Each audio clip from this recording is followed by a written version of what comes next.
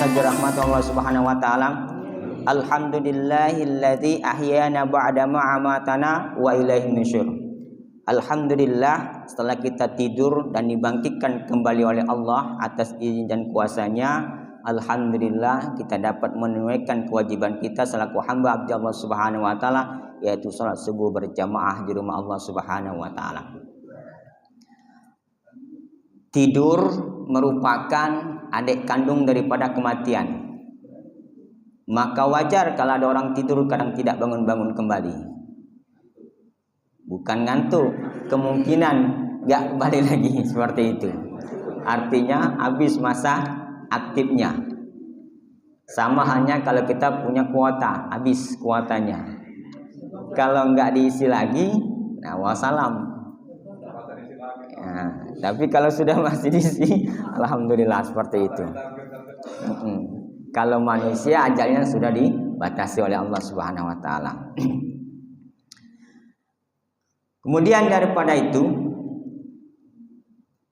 semua karunia nikmat titipan dari Allah Subhanahu wa taala, banyak macam nikmat fasilitas yang tak terhingga kita nikmati. Ada nikmat yang melekat, ada yang tidak melekat. Ada orang matanya dua, satunya buta, tapi bisa baca Quran. Ada yang matanya sempurna, lengkap semuanya, fasilitasnya lengkap, dunianya lengkap, tapi tidak pernah mengenal Quran. Matinya baru mau dibacakan Quran. Quran surat Yasin pula. Seperti itu. Oleh karena itu, alangkah ruginya kita. Jangan sampai KTP kita saja yang berislam, tapi tidak sama seperti fisik kita. Artinya tidak ada aktivitas keislamannya. Mengaku berislam, beriman dan bertakwa, tetapi kesehariannya tidak menunjukkan semua itu kepada kehambaannya kepada Allah Subhanahu wa taala dengan lantaran dasar keimanannya kepada Allah. Maka daripada itu, kata ulama, ada 4 tingkatan model iman. Iman yang pertama, al-iman wala yanqus. Iman yang tidak pernah naik dan tidak pernah turun. Iman seperti ini sampai kiamat pun tetap dia. Seperti imannya para malaikat. Malaikat itu dia tidak akan bangkit dari saat sujud ketika disuruh bangkit baru bangkit dari Allah. Disuruh sujud oleh Allah tidak akan pernah bangkit kecuali Allah perintahkan baru bangkit. Kalau kita terkadang ada mendahului imam. Apa? Kelamuan katanya imam itu. Kelamuan. Ujung-ujung mendahului. Disuruh imam tak galak. Ya kan? Kebanyakan kita ni pinter pak. Ngoceh di belakang. Tapi disuruh ngoceh tak galak. Nah itu yang susah. Apalagi naik khotib itu. Sedikit bergetar-getar. Ya bukan lemak. Pacak terkencing terpising. Ini pucuk mimbar itu. Maka daripada itu tidak semua uang pak. Banyak uang yang pintar-pintar itu tidak berani naik pucuk sini. Apa? Besar dosanya. Setannya juga besar. Profesor. Niat. Saking besarnya banyak rukunnya ketinggalan. Maka fatal lah sholatnya ibadah itu. Maka hati-hati. Kalau saya selalu bawa kopelan ngapo? Wanti-wanti. Karena kita manusia biasa. Bukan malaikat. Ada kadanya kita kelas. Ada kadanya memori kita itu ya seketika hilang. Wallahu a'lam, kita manusia, bukan malaikat. Seperti itu. Kemudian model iman yang kedua, al-imanu wala yanqus. Iman yang terus naik dan tidak pernah turun-turun. Siapa pemilik iman seperti ini? Yaitu imannya para nabi. Nabi itu ayah bundaku yang tercinta. Dia semakin diuji oleh Allah dan semakin dekat kepada Allah. Kalau kita wallahu alam, semakin diuji sama Allah, apa semakin dekat, apa semakin jauh dari Allah. Atau bahkan kufur dari nikmat yang Allah berikan kepada Allah. Sehingga semakin jauh dari Allah Subhanahu wa ta'ala. Maka jangan heran kalau ada orang berduit, banyak fasilitas dari Allah, lengkap segalanya, tapi tidak pernah sholat. Palingan sholatnya setahun sekali. Idul Fitri sama Idul Adha baik. Itu pun juga kena antri ambil daging. Kalau katik merengut, ya kan? Padahal tiap hari makan daging di kulkasnya, di rumahnya banyak, masih nak antri. Apa tak malu sama Allah, ya kan? Padahal sudah dijadikan grosir amal soleh seperti itu. Itu iman yang terus diuji tapi naik terus. Itulah model iman yang kedua yaitu Nabi. Tidak ada ujian paling berat kecuali Nabi. Termasuklah Nabi kita, Nabi akhir kita yaitu Nabi Muhammad SAW. Maka jangan pernah mengeluh kitanya selaku hamba Allah. Belum seberapa dibandingkan ujian Nabi. Dia diludai, dicaci, ya kan? Bahkan ingin mempertahankan nyawanya demi Islam. Inna dina indallah Islam. Maka jangan pernah kita merasa bangga bahwa yang setetes ujian kita itu belum ada apa-apanya. Tidak sebanding dengan perjuangan Nabi Muhammad SAW kekasih Allah. Tepat, padahal dia sudah dijamin surga. Kalau dia berdoa cepat dikabul. Cuman tidak galak. Ada harus proses biar umat itu tahu bahwa segala sesuatu itu ada prosesnya. Termasuk bayi yang menangis, tidak mungkin langsung ngomong. Mana ada bayi yang langsung ngomong, belarilah maknya pasti. Kobaknya berlari, ya kan? Seperti itu. Kemudian model iman yang ketiga, al-imanu yanqus wala yazid. Iman yang terus merosot, tidak pernah naik, maka ini pemilik iman seperti iblis. Iblis juga dia setelah dia disuruh sujud sama Nabi Adam, tidak mau. Bukan perkara sujudnya, tapi situ ada perintah dari Allah Subhanahu wa taala. Lantaran perintah itulah dia dilaknat oleh Allah karena tidak mau sujud kepada Nabi Adam. Kenapa? Karena sombong, keangkuhannya. Karena dia diciptakan dari api, sedangkan Nabi Adam dari tanah. Kalau tanah dibakar dengan api, menang mana? Pasti menang api. Cobalah kalau percaya. Bakarlah, tepuk tangan kita habis dibakar. Ada api rokok, belum api yang lain, ya kan? Apalagi tanah yang dibakar. Seperti itu. Maka daripada itu jangan meloi seperti karakter wataknya iblis. Iblis itu artinya pembangkang. Benar, membangkang. Kalau ada membangkang dengan perintah Allah, mungkin salah satunya sifat seperti itu. Mudah-mudahan kita diselamatkan dari sifat karakter iblis ini. Karena berbahaya, Bu. Kalau sudah masuk perangkap dia, agak sulit lepas dari kerangkangnya. Isi dikit pacak benaung di neraka. Nauzubillah min zalik. Mudah-mudahan kita tidak termasuk semuanya itu, aman. Kemudian daripada itu model iman yang keempat, al-imanu yazidu wa yanqus. Kira-kira iman seperti ini imannya makhluk Allah. Dia naik, kadang turun, kadang naik, turun, naik. Kenapa demikian? Itu menandakan bukti bahwasanya kita itu manusia lemah. Butuh pertolongan Allah Subhanahu wa taala. Tidak ada yang hebat dan tidak ada yang kuasa di atas yang maha kuasa kecuali Allah Subhanahu wa taala. Seketika orang itu merasa hebat, maka seketika itu pula akan sombong, akan diangkut oleh Allah. Banyak sudah contohnya Pak di bumi ini. Ada yang mengatakan Palestina itu nak di neraka, ujungnya dia kena dewek. Api dari langit diburus. Akhirnya apa? Itulah tanda-tanda kekuasaannya Allah. Maka jangan yang pernah tinggalkan Allah Subhanahu wa taala. Dan tetap beriman kepada Allah Subhanahu wa taala. Maka termasuklah bulan Ramadan suci Ramadan ini. Termasuk salat dan puasa itu rukun Islam, bukan rukun iman. Maka daripada itu ada 12 bulan. Satu bulannya itu khusus untuk pensucian. Mungkin 11 bulan itu kita banyak kotorannya. Ada yang kotorannya bisa dihilang, ada yang tidak bisa. Yang itu sulit. Mungkin dengan satu bulan khusus yaitu bulan Ramadan, mudah-mudahan bisa hilang kotoran itu. Sehingga bersih seperti lahirnya bayi yang tanpa dosa. Tidak ada sedikit pun bekas-bekas noda dan tetes noda. Maka kita berharap setelah keluarnya dari lembaga pendidikan Ramadan ini, nantinya kita seperti bayi yang baru lahir, bersih.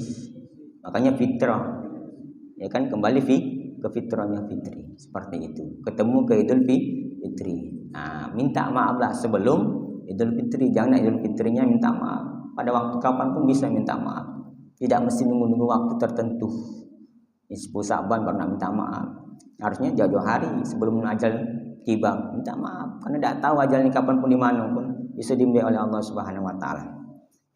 Maka daripada itu, bulan Ramadan itu ada 12 bulan. Satu bulan khusus umat Islam yang mengaku terdaftar beriman kepada Allah. Kenapa harus terdaftar beriman kepada Allah? Karena jelas dalam Quran surah Al-Baqarah ayat 183, A'udzubillahi minasyaitonirrajim. Bismillahirrahmanirrahim. Ya ayyuhalladzina amanu kutiba alaikumusiyam kama kutiba alal ladzina amanu min qablikum la'allakum tattaqun. Ya ayyuhalladzina amanu kutiba alaikumusiyam kama kutiba alal ladzina min qablikum la'allakum tattaqun. Hai orang-orang yang beriman. Kenapa khusus kata orang yang beriman? Panggilan untuk orang yang beriman. Dari kata amana yu'minu. Yu'min. Ada mukmin, ada muslim. Jadi daripada itu kita terdaftar dulu sebagai beriman, baru pecah masuk program kurikulumnya Ramadan. Soalnya kalau anak baik kelas sekolah tidak terdaftar, nak sekolah ben ada ijazahnya, tidak mungkin dapat ijazah. Dia harus terdaftar dulu sebagai peserta di lembaga mana, baru pacak dapat ijazahnya. Ijazah terakhir itu kaget la'allakum tattaqun, perhatikan. Setelah keluar Ramadan. Tapi ada kurikulumnya itu, harus dipelai dulu prosedur kurikulum itu, baru pacak kita dulu sampai tidak. Seperti itu. Nah, inilah yang kesempatan yang kita bahas. Kemudian setelah terdaftar beriman, Rasulullah SAW memberikan sebuah motivasi dan bersabda, man amana billahi wa bi rasulihi wa aqama shalah wa shoma ramadan kana haqqan 'alallahi ayyudkhilahul jannah. Barang siapa beriman kepada Allah dan Rasulnya, mendirikan salat dan puasa Ramadan, niscaya Allah akan memasukkan ke surga. Hadis riwayat Bukhari, nomor hadis 2581, dan juga diriwayatkan oleh Imam Ahmad, nomor hadis 8067. Seperti itu. Masuk Pak surga.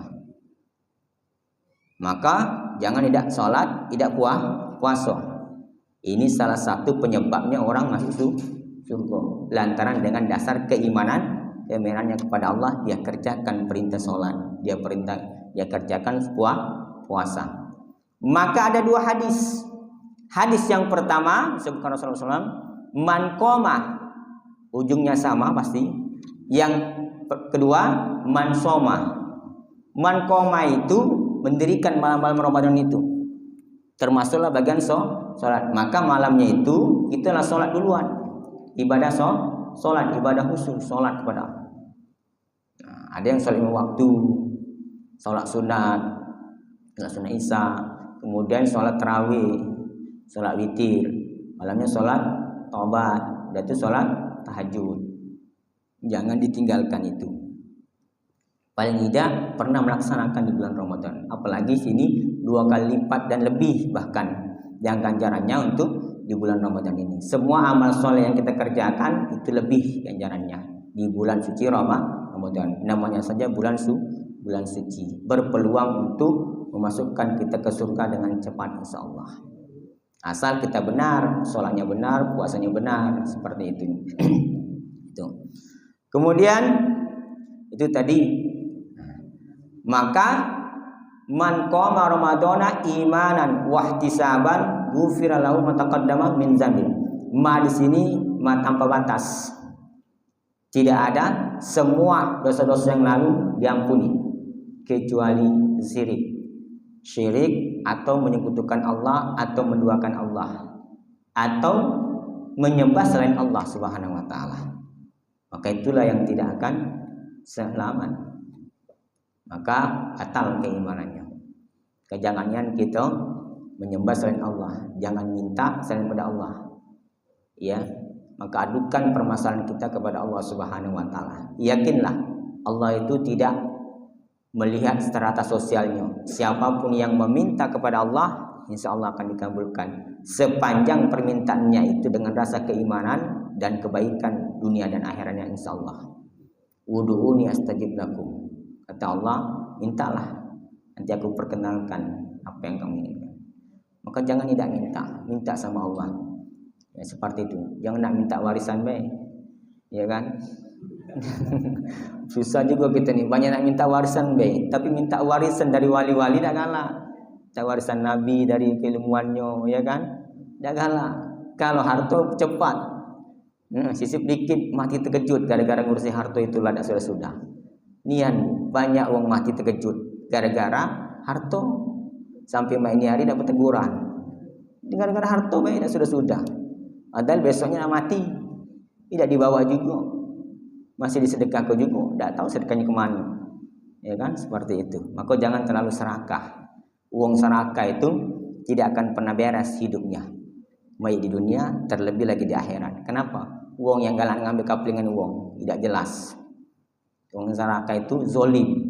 Zolim itu sesuatu yang tidak ditempatkan, bukan tempatnya. Itulah zolim. Ngambil haknya yang bukan haknya, nah itulah zolim.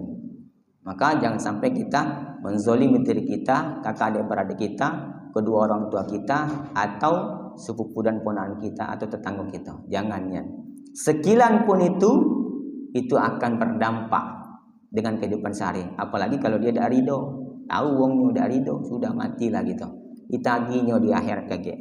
Susah minta ampun. Masih lemak kita ditagih di dunia daripada ditagih di akhirat. Tagih dulu sepulang itu masuk surga. Ngapa dia ada utang dengan aku? Nah, sarolah itu. Ujung tidak jadi, ya kan? Kok jangan nian seperti itu. Itu yang pertama. Kemudian daripada itu, Allah Subhanahu wa taala berfirman, Bismillahirrahmanirrahim, lilladzina ahsanu fi hadhihi dunya hasanah. Bagi orang-orang yang berbuat baik di dunia akan memperoleh kebaikan. Rumusnya, tanamkan kebaikan dalam diri kita. Amalkan kebaikan itu kepada siapa saja. Jangan melihat dan jangan pandang bulu. Mau dia anak kecil,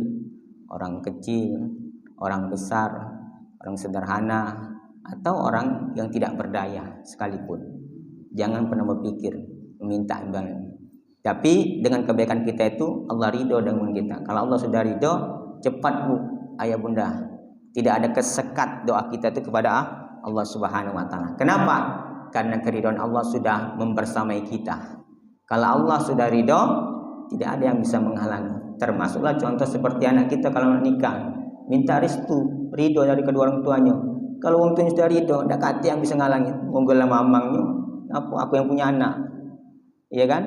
Walaupun kata mamangnya, uaknya, tidak setuju aku sama lanang itu. Dia duitnya dikit, tapi soleh wongnya, ya kan? Ada yang cek tubuh ni duitnya dikit tapi soleh. Nah, kita tidak tahu keajaiban daripada kesolehan seseorang itu. Ada keistimewaan tersendiri dari Allah Subhanahu wa taala. Kenapa? Karena setiap manusia itu dikaruniai dua. Yang pertama potensi kebaikan, yang kedua potensi keburukan. Tinggal yang paling grafiknya menonjol tadi kebaikan atau keburukan. Kalau di kanan kebaikan, kalau di kiri keburukan. Kebaikan, keburukan. Maka jangan kita menonjolkan keburukan itu. Walaupun kita tidak ada yang sempurna. Pada hakikatnya kita semua makhluk yang pasti pernah berdosa di hadapan Allah Subhanahu wa taala. Kemudian daripada itu, bulan Ramadan ini kurikulumnya yang pertama adalah sholat. Yang pertama adalah niat, yang kedua sholat. Ya, tapi harus masuk Ramadan ini harus terdaftar dulu jadi orang beriman. Sudah itu baru puasa. Sholat itu jangan sampai sholat 5 waktu baik, harus meningkat. Sholat sunnahnya, jangan sholat ke masjid ini karena tarawih baik, rugi. Urutan sholat itu pada hakikatnya yang pertama 5 waktu, yang kedua sunnah-sunnah muakkad setelah sholat fardu itu. Sholat witir itu jauh masih bu dibandingkan sholat sunnah muakkad, sholat sunnah pada zuhur, pada subuh, jauh dibandingannya. Maka jangan ya habis sholat isya itu tidak sholat sunnah. Nah, ya kan, sholat tarawih baik rugi, tidak sebanding dengan hukumnya dan pahalanya dengan sholat sunnah rawatib. Ini tidak sebanding. Masih mendingan dia sholat sunnah rawatib daripada sholat tarawih. Seperti itu. Termasuk juga sholat tahajud. Banyak-banyak sholat tahajud. Minta ampunan Allah. Minta taubat sama Allah Subhanahu wa taala. Itu. Kemudian sudah puasa. Puasa itu nanti bulan Ramadan ini ada beberapa poin nanti setelah dia keluar mendapatkan karakternya. Maka puasa itu jangan sampai kita tidur berpuasa. Tidak boleh juga puasa tidur terus. Tidak ngerasoi nikmatnya puasa. Ya kan? Tidak kata beban orang tidur tu. Iya, kalau tidur dari pagi sampai jam 5 baru bangun nak berdoa, baru bangun. Alangkah lemaknya nak dapat pahala besar. Ya kan? Semakin sulit ibadah itu, maka semakin besar berpeluang besar pahalanya dan juga berpeluang besar cepat mempermudah masuknya surganya Allah. Kenapa? Karena kesulitan itulah yang dinilai oleh Allah Subhanahu wa taala proses. Bukan hasilnya, nilai prosesnya yang dialaminya itu. Dengan uang yang haid berhalangan bayar fidyah. Ya kan? Yang ibu hamil tidak puasa, ganti. Uang yang tua rentangnya dia baca lagi puasa, ya ganti. Tidak mesti puasa. Ya kan? Seperti itu. Maka dia benar. Maka jangan sampai kita itu tidak puasa. Rugi bu, tidak puasa. Terus terang deh. Puasa itu lemak. Uang sumu tasihu. Puasa itu sehat. Kalau uang nak ke dokter, disuruh udah deh dokter itu puasa dulu, balik lagi dulu, udah sama makan. Baru kayak besok kesini lagi. Nah itu rata-rata dokter itu tidak tahu juga. Bolehlah masuk termasuk bagus juga puasa. Disuruh puasa dulu sehari. Baru ngecek. Ya kan? Biar normal masuknya itu. Nah, saringan perut kita ini kan namanya niat. Segala malam masuk, celimpungan masuk, teban masuk, modal masuk galau. Singgahnya pening dewek, parut dalam perut kita ini panas. Makanya Ramadan itu membakar artinya. Iya, membakar. Kalau sisip dikit berasap badan kita ini. Keluar dia. Iya, keluar anunya itu. Sama cak di mana itu? Keluar ini asap-asapnya itu, membakar semua. Termasuklah karena kalori yang mudah-mudahan membakar juga kotoran-kotoran kita, dosa kita itu terbakar dia. Sehingga bersih seperti itu. Ya. Sudah itu baru dia baca Quran. Kenapa? Karena Al-Quran diturunkan di bulan Ramadan. Jangan tidak. Kalau terbata-bata tidak apa-apa. Semakin sering baca yang terbata-bata itu, semakin banyak pahalanya. Ingat, satu huruf pun Al-Quran itu ada mujizatnya. Apalagi menjadi kata, apalagi sudah menjadi kalimat yang sempurna, lebih. Allah di dalam hadis sebutkan tidak dikatakan alif lam mim satu, tapi alif satu, lam satu, mim satu. Itu ada satu kebaikan sama dengan hanya 10 mana kalau Ramadan lebih. Maka Allah Subhanahu wa taala berfirman ya di dalam hadis qudsinya ya, kullu bani adam lahu illa siyam fa innahu li wa ana ajzi bihi.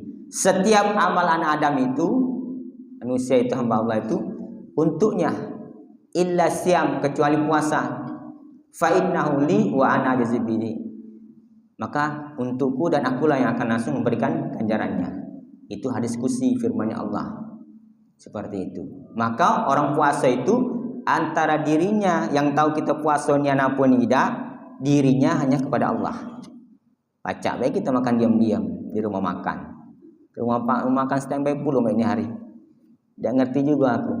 Harusnya muka tuh sore baik, jangan siang hari.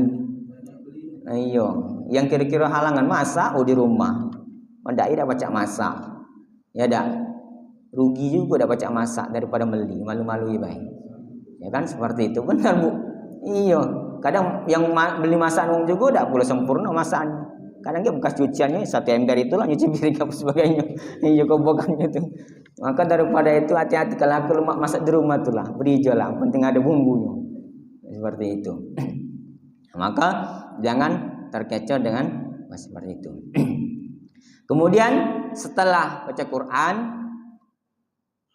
sudah dibaca, itu modal pertama. Yang kedua dipahami yang ketika dikaji bu isinya ayah bunda, dikaji tafsirnya, ngapo nian ayat itu biar pacak ngamalkannya. Kalau ngaji ambil yang terjemah, baca artinya, itulah guna ada terjemah itu. Ngapo biar kita tahu dikit-dikit maknanya apa maksud daripada ini. Dah kado kita kalah sama anak kita anak TK yang banyak ngajari, ya kan? Jangan sampai nak naik haji baru nak belajar Quran, rugi banyak pak. Naik haji dah baca Quran, iya khusus kilat sebulan. Itu pun kalau kita kejar, kalau tidak, nauzubillah min zalik, nak ibadah kepada Allah dah baca ngaji Quran, aduh kacau seperti itu. Kemudian setelah itu sholat, niat, sholat, puasa, Quran, kemudian sedekah. Sedekah ini ya tidak mesti dengan duit. Ada kita masak celimpungan banyak, berbagi sama tetangga. Jangan kuahnya baik tapi ini juga isinya. Ini kadang kuahnya baik, kuahnya dibanyaki, isinya cuma siko. Aneh juga wong ini. Nak dikata kebaik tapi masih agak sekek kan, seperti itu. Tanggung beramal itu, apalagi di bulan puasa, bulan suci Ramadan. Iya, wong kebauan baunya dari ujung ke ujung. Dia modal aja percelimpungan, bau apa itu ya, lemak ni ancaknya. Nah, tetangga tu ribut, tetangga pula miskin kan, seperti itu. Yang tadi kelemahan makan lemak, seperti itu. Maka berbagi bu, jangan pelit. Nah, nyicip makan boleh, tapi sebatas di lidah be, jangan dimasuki. Ya, kalau masuklah di sini batal. Ada 5 lubang yang batal itu. Yang pertama kuping, yang tang mulut.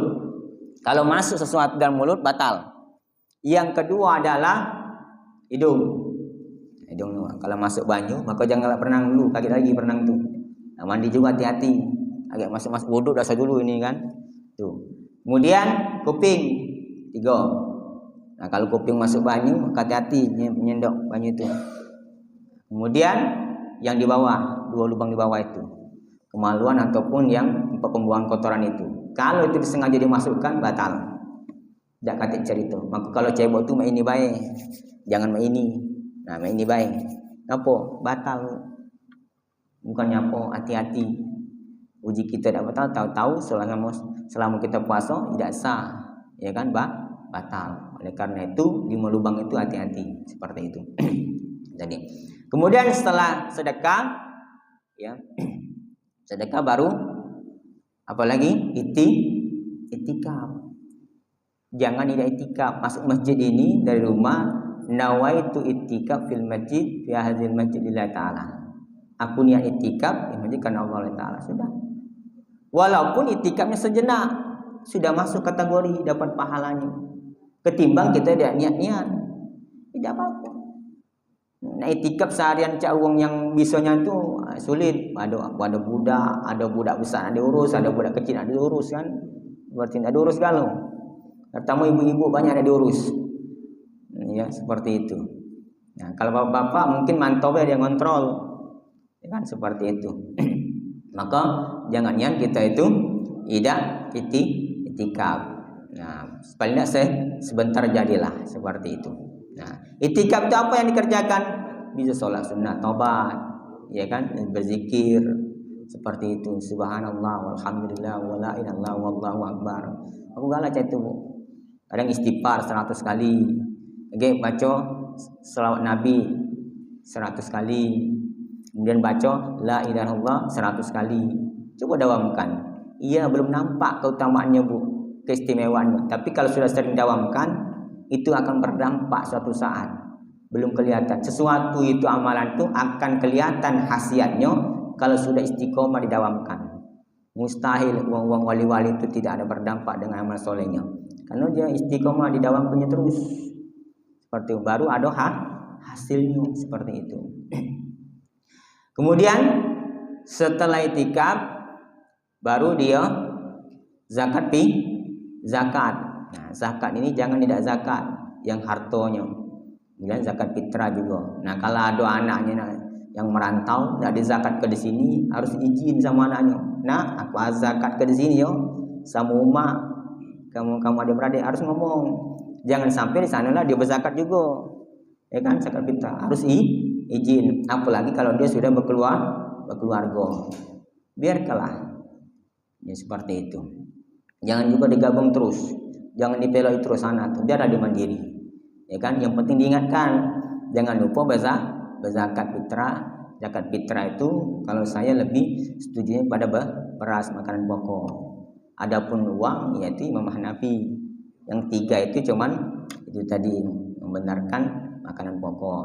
Tetapi lebih baiknya kalau kita mampu zakat fitrah dengan beras, tambah pula duitnya 20.000 atau 50.000. Jadilah untuk beli dia lauk. Mungkin uang tidak ketinggalan lagi beras, tapi lauk kadang ketinggalan.